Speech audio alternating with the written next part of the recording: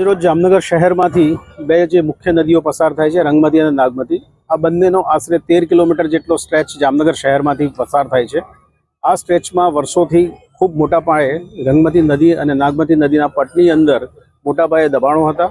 જે દબાણો દૂર કરવા માટે આપણે છેલ્લા 1-1.5 મહિનાથી કોર્પોરેશન અધિનિયમ એક્ટ હેઠળ 478(1) અને 478(2) હેઠળની જરૂરી નોટિસ અને એ અંગેના હુકમો કરેલ હતા.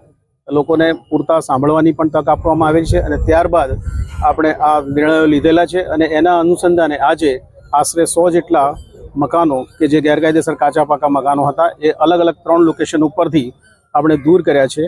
આ બાબત માટે કોર્પોરેશનની લગભગ 125 કર્મચારીઓની ટીમ, અધિકારીઓની ટીમ અને સાથે સાથે લગભગ 2 ડઝન જેટલા અલગ અલગ પ્રકારના વાહનોનો ઉપયોગ કરવામાં આવેલ છે. ફાયરની ટીમ, ગેસની ટીમ, પીજીવીસીએલ વગેરે પણ સાથે રાખેલ છે.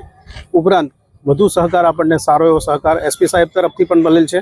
એમના લગભગ 70 જેટલા જવાનો અને અધિકારીઓ આ કાર્યક્રમમાં આપણા સાથે જ રહીને આપણે પોલીસ અને કોર્પોરેશન બંનેના સંયુક્ત ઉપક્રમે આ કાર્યક્રમ સફળતાપૂર્વક અત્યારે પૂર્ણ કરી રહ્યા છીએ અને નદીમાંથી લગભગ 1.25 લાખ ફૂટ જેટલી જગ્યા આજરોજ ખુલ્લી કરેલ છે અને આગામી સમયમાં પણ આજે 13 કિલોમીટરનો સ્ટ્રેચ છે એમાં રંગમતી અને નાગમતીમાં કોઈ પણ પ્રકારનું દબાણ હશે, ખેતી વિષયક કે પછી રહેણાંક કે પછી કોમર્શિયલ કે પછી ઇન્ડસ્ટ્રીયલ, આ કોઈ પણ પ્રકારના દબાણો આપણે ટૂંક સમયમાં દૂર કરવાના છીએ. આથી આપના માધ્યમથી એ સૌને વિનંતી છે કે કોર્પોરેશનને અને પોલીસને પૂરતો સહકાર આપે અને પોતપોતાનો સામાન પોતાના સ્વખર્ચે ખસેડી લે તો એમને મિનિમમ નુકસાન થાય. હાલ જો આપણે જોઈએ તો રંગમતી અને નાગમતીમાં કેટલાક ઠેકાણે તો પટ ખૂબ સાંકડો થઈ ગયો છે અને એની અંદર કેટલાક રહેણાંક વિષયક દબાણો છે, ક્યાંક ખેતી વિષયક દબાણો છે, ક્યાંક લોકોએ ગોડાઉન કર્યા છે અથવા તો પોતાના ઢોર માટેના વાડા પણ કરવામાં આવેલ છે. આ બધા દબાણના કારણે થઈને રંગમતી અને નાગમતી નદીની વહન ક્ષમતા અને સ્ટોરેજ ક્ષમતા સારી એવી ઘટેલી હતી. આજથી લગભગ 1-1.5 મહિના પહેલાં પણ આપ સૌ જાણો છો કે રંગમતી અને નાગમતી નદીને આપણે ઊંડી અને પહોળી કરવાનું અભિયાન હાથ પર લીધેલ છે. વધુમાં સરકારશ્રીએ આપણને 125 કરોડ રૂપિયાના ખર્ચે રંગમતી રિવર રિજુવિનેશન એટલે કે આખી નદીનો ફરીથી પુનર્જીવિત થઈ શકે એ પ્રકારે કામગીરી કરવા માટે આપણો પ્રોજેક્ટ મંજૂર કરેલ છે કોર્પોરેશનનો. એ સંજોગોમાં આપણી પણ ફરજ બને છે કે હવે નદી ઝડપથી આપણે પુનર્જીવિત કરીએ અને રંગમતી નદી અને નાગમતી નદીનો એ જે જૂનો કાળ હતો એ પાછો આવે, ટોટલ આની ક્ષમતા વધે, જેમાં સ્ટોરેજ અને વહન બંને. તો સારી એવી ક્ષમતા જો વધે તો પૂરમાં જે તકલીફ પડે છે શહેરીજનોને એ તકલીફ પડતી દૂર થાય, આ આપણો મકસદ છે અને ફ્યુચરમાં આની ઉપર રિવરફ્રન્ટ ડેવલપમેન્ટ પણ આસાનીથી આપણે કરી શકીએ.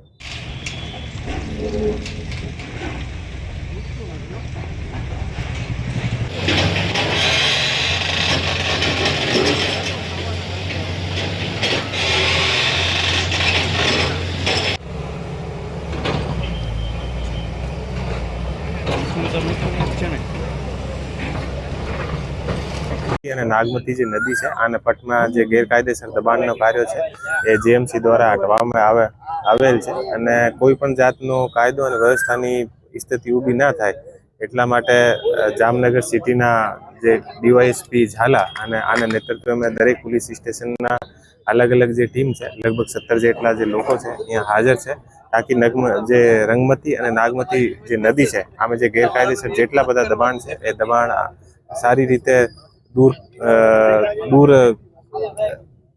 અત્યારે કરવામાં આવેલ છે અને અત્યારે કાર્યવાહી ચાલુ છે અને કોઈ પણ જાતની અત્યારે પ્રોબ્લેમ નથી. અને જે આપણે જીએમસીના બધા જે દરેક કર્મચારી છે એ પણ સારી રીતે અહીંયા કામ કરી શકે છે.